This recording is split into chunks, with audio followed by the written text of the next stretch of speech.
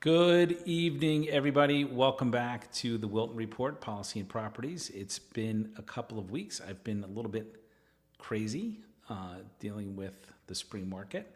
But tonight we're going to talk about historic zones of Princeton. So a lot of times when people look at a home online, they go, oh my gosh, I love that house. I'm going to buy it and I'm going to change this. I'm going to change that. And they're going to get the permits and they have the vision and they're going to get an architect and they want to change it, right? In parts of Princeton and all over New Jersey, actually, that's not necessarily true. So historic overlay districts, historic preservation districts, very much shape what homeowners can't do with their house. They cannot demolish, they can't expand, they cannot replace, and sometimes even what materials get approved down to the paint color on the property, the windows that can go in.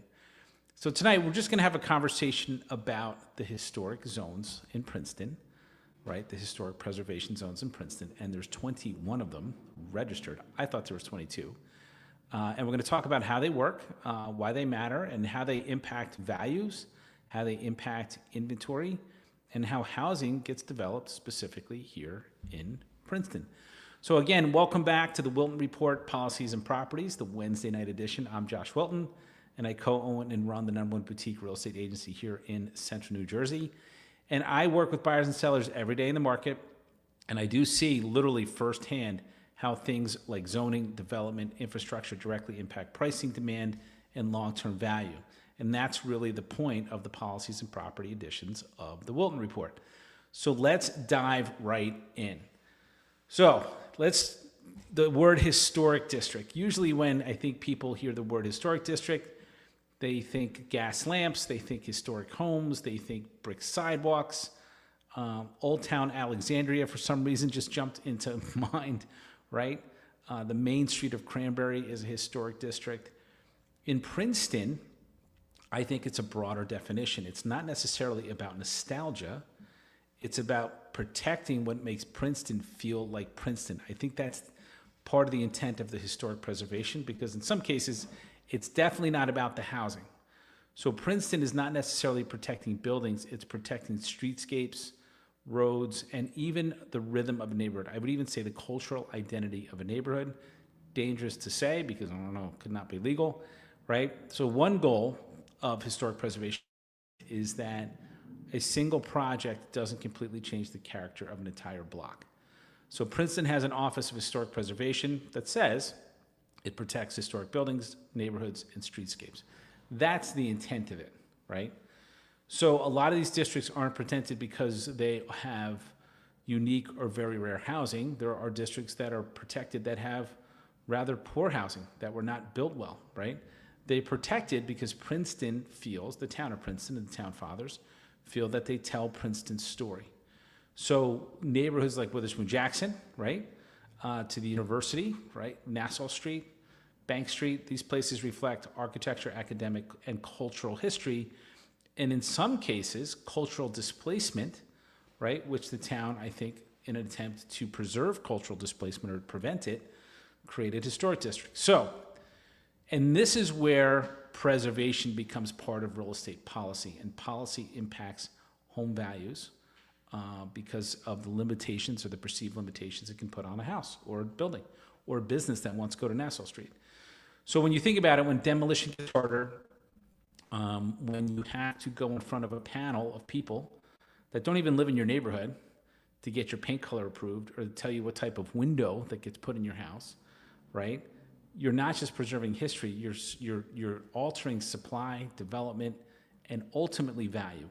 If it takes longer to improve a house, it's more expensive to improve that house. And I'm not advocating against or for development. This is just facts of policy about preservation. So it does affect buyers, sellers, it affects builders, developers, and anyone else who's looking to move in or out of these historic preservation districts. So Princeton's Historic Preservation Commission reviews applications for exterior changes, additions, demolitions, and new constructions within a historic district. And again, there's 21 of them in town. So historic preservation is about the past. It is about looking at the past and going, okay, what made Princeton Princeton? Can we preserve that, right, by controlling the future? And that's ultimately what historic preservation does, for better and for worse. I did a post this week about the Gulick House on 206 in Lawrenceville, and it's going to be condemned, right? The town of Lawrenceville, from what I can tell, at least reading about it, is going to say it's an area in need of improvement, and they're going to knock it down basically and build housing on the site. That particular post is up to 10,000 views on Instagram, and man, oh man, are people weighing in on historic preservation. And that's really what motivated tonight's conversation. So we just have a conversation about it. If you have questions, by the way, obviously post them in the chat and I'll answer them as we go. So Princeton has at least registered on the town website 21 different historic districts. And it's anything from Kingston Mill Historic District, which is on the east side of town. And by the way, for those of you who always wonder where Queenston came from, Kingston is the town eastward of us. Princeton is the town west of us, even though we're in Princeton. Queenston is the village that was on the corner of Nassau Street where this company got its name. Princeton Battlefield obviously is a historic district, right? And there was battles that raged with the Institute for Advanced Study over housing because they wanted to build housing. Castle Howard, Drumthwacket, Princeton Basin, which is down on Alexander Road, right? Some of those houses are older, they're newer, but they were built in an older style. The Jugtown Historic District, which is what I'm sitting in, and Jugtown went through its own trials and tribulations because the owners here at 344 Nassau Street are going to build an apartment in the back parking lot, and they wanted to connect the apartment to literally the building I'm sitting in, 344 Nassau Street, which is a very old, and I might add, functionally obsolete building. There's the Witherspoon-Jackson Historic District, which again wasn't preserved because it had unique or colonial architecture. It was preserved to keep the cultural identity of that neighborhood intact and to prevent development from happening in that neighborhood. They wanted the development to happen in the outer rim of Princeton, not in Witherspoon-Jackson. So there's a lot of different types of districts in Princeton. Again, 21 registered on the town site. So let's just talk about some of the districts, and then I'm going to go live and show you the map of right? Nassau Street, the seminary, which again is embroiled in a massive fight over housing in the seminary area, right? Eating clubs on Prospect Avenue that are part of the university campus, they're historic. So they are all these little different historic districts. So it's Princeton historic districts cover almost 370 acres, including University, Seminary, Nassau Street Business District, and the surrounding neighborhoods. Then there's the Witherspoon-Jackson, and I think at least optically on the map, it's one of the biggest, and it's definitely the densest neighborhood. So the Witherspoon-Jackson neighborhood was created to preserve the cultural identity of the neighborhood. It's historically an African-American neighborhood. And the African-American neighborhood didn't start on Witherspoon Street. Historically, it was Palmer Square. And again, they were displaced for development. So when they were looking at how to preserve the Witherspoon-Jackson neighborhood, they created a historic district. And then there's Jugtown, like I said here. There's Prospect Avenue, Club Row, Mayberry Hill. There's all these little districts that sort of pop in and around Princeton.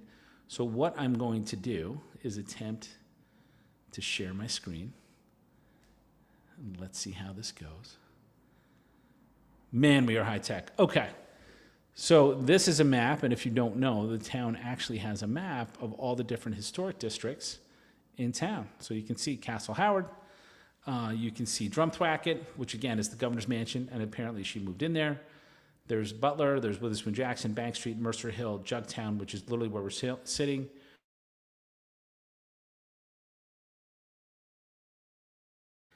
And type 1 versus type 2 properties, a type 1 property, right?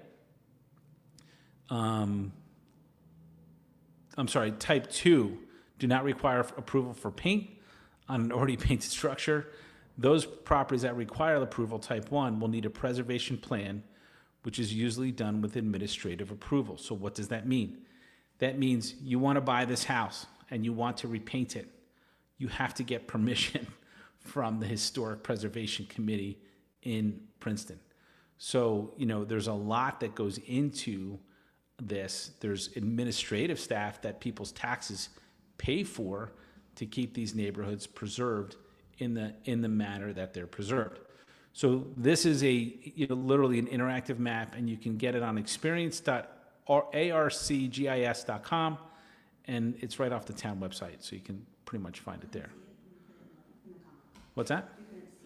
Oh, we're going to put the link in the comments. So I'm not going to do that. My trusted advisor over there is going to do that. So, but again, people talk about what's a historic district, and we're going to kind of have a conversation in a second about, historic districts. Normally, like if I live in Littlebrook and I'm on a conforming lot, or Riverside or Guyot or any of these towns, and I'm on a conforming lot, and I buy the house, or I lived in the house for 30 years, and I want to redevelop it because houses do become functional. Fix it up, perhaps, than to knock it down and start over, right? So in a normal zoning, right, it's the basics. What's the setbacks? What's the height? Impervious coverage, right? What are things like that? Can it physically fit on the lot? Maybe there's some special setbacks you have to adhere to, like Riverside has special setbacks. What's the total square footage? Can I build an ADU?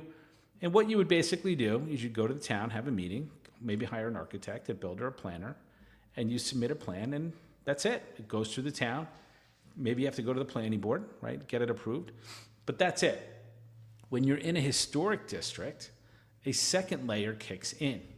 And second layers in housing cost money. And this is sort of my rub with historic districts, right?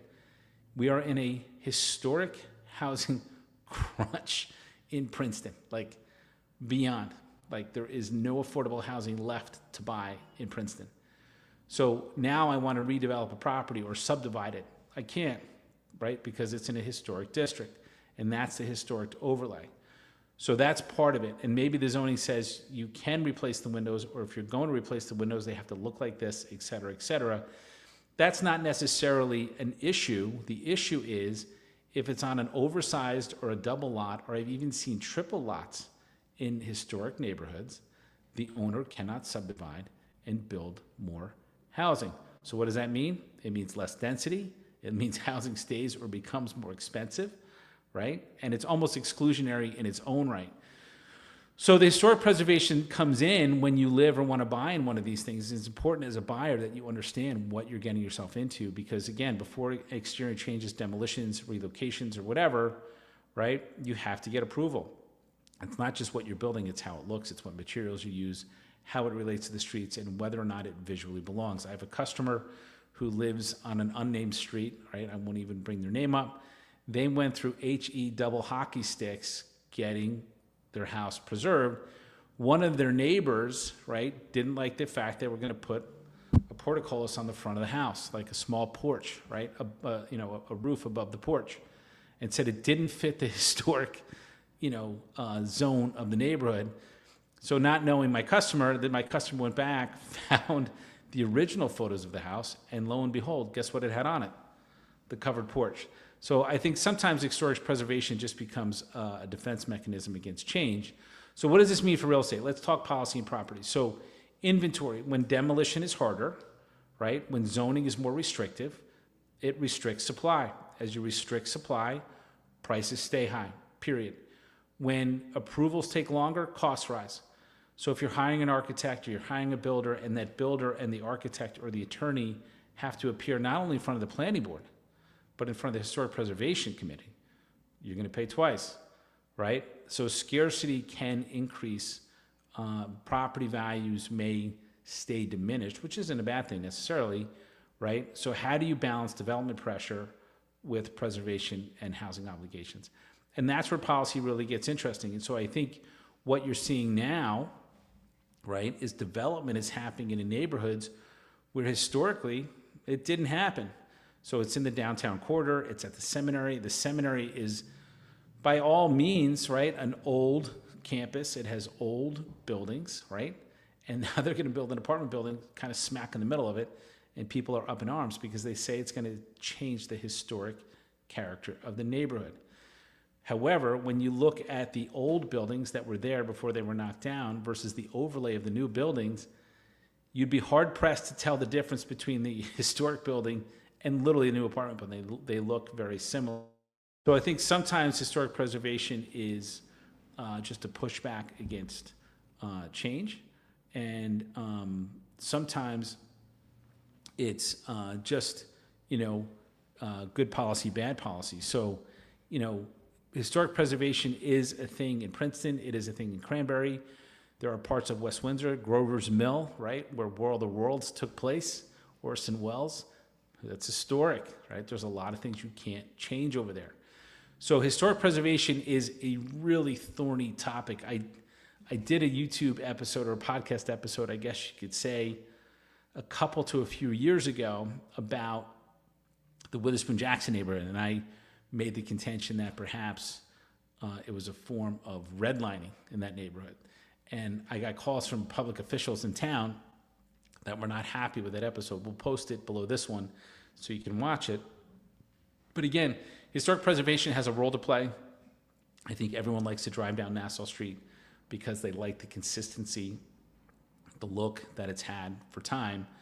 However, at what cost? Consistency. And I think that's really the point of historic preservation. At what cost? Preservation. Is it worth the cost of keeping housing high? Is it worth the cost for homeowners to have to appear before 2 different panels to get windows approved? I don't know. That's a tough one to think about. It's a tough one to swallow.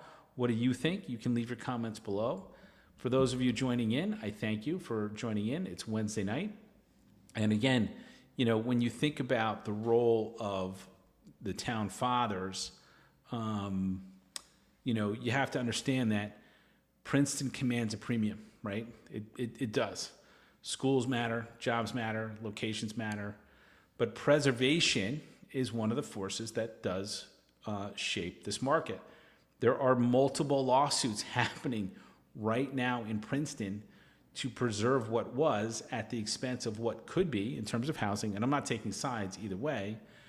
So again, preservation is one of those topics it's really been bandied about this year. That's why we wanted to sort of explain the different historic districts, at least 21. I thought there was 22 in Princeton. We can do other towns. So if you haven't hit subscribe, please do so for more content like this. Leave comments in the comments section and tell us what you want us to cover next on the Policy and Property Live version of the Wilton Report. So thank you for tuning in. I'm Josh Wilton. This is the Wilton Report, and I'll see you next time. Thanks, everybody.